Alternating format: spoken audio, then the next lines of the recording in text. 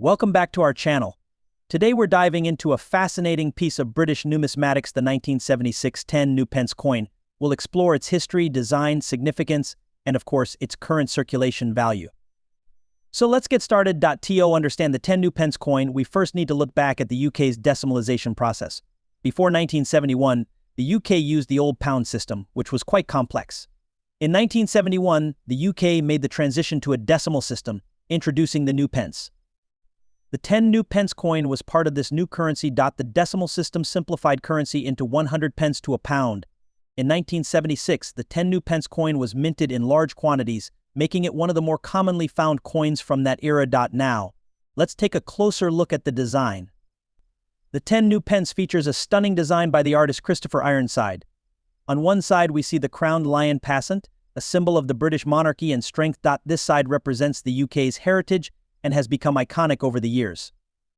On the reverse, we find the denomination UPences, and the year of minting, 1976. Ironside was known for his work on British coins, and his designs remain celebrated for their elegance and clarity. In 1976. Certain mintages are much rarer than others. The 1981 coin can be found in different varieties based on the die used during production, which can affect their value significantly. For example, the 1981 small date variety is notably rarer than the large date version. Let's address the burning question: what is the circulating value of the 1981 1-cent coin today? Due to the Canadian government discontinuing the 1-cent coin in 2013, these coins are no longer in general circulation. However, they can still be found in circulation in certain areas, and their value varies. Typically, a 1981 1-cent coin in average condition might be worth 5 to 10 cents.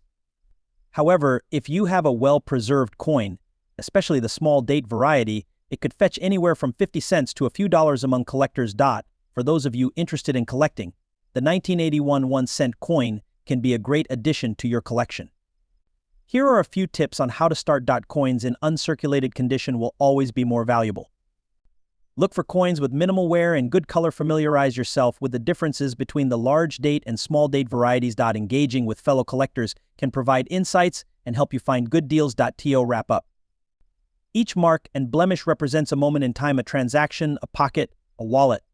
Collectors often seek these coins not just for their monetary value but for their historical significance. For collectors, the 1981 1-cent coin can be quite appealing. While it may not be rare in the strictest sense, its historical context and the design make it a favorite among hobbyists. Collectors often seek coins in various conditions to complete their sets. Circulated examples of this coin can typically be found at low prices, often under $1.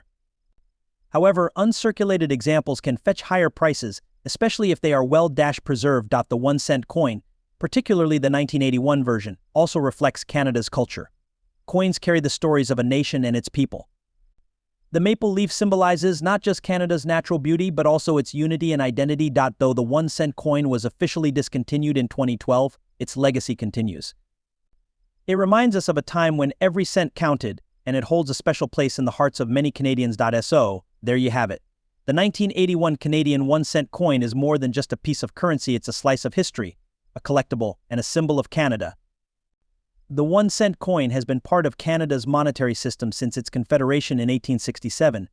Initially, it featured designs that reflected the British influence on Canadian coinage. Over the years, various designs graced this small denomination, but in 1981, a significant change was made. The 1981 1-cent coin featured the iconic Bluenose schooner, a symbol of Canadian pride and maritime heritage, designed by the famous Canadian artist and engraver, Emmanuel Hahn. This design has become emblematic of Canada's identity. In 1981, the Royal Canadian Mint produced approximately 357 million 1-cent coins, making it one of the most widely circulated coins that year. These coins were used in everyday transactions, from buying candy at the corner store to making change at the grocery store. The sheer volume of 1-cent coins minted in 1981 means that they are not particularly rare. However, their historical significance and connection to Canadian identity make them a favorite among collectors. Fast forward to the 21st century. By 2012, the Canadian government announced the discontinuation of the 1-cent coin. The decision was made to reduce production costs and adapt to a changing economy where cash transactions were declining. The final minting of the 1-cent coin has been a staple of Canadian currency since its inception in the 1850s. Over the years, it has seen numerous design changes, but by 1981, it featured a familiar symbol, the iconic maple leaf. This design has become synonymous with Canada's identity and heritage. The 1981 1-cent coin is particularly interesting for a few reasons. It was minted during a transitional period for Canada's coinage. As the country began to modernize its currency, the mint faced challenges in production and design. Let's take a closer look at the design of the 1981 1-cent coin.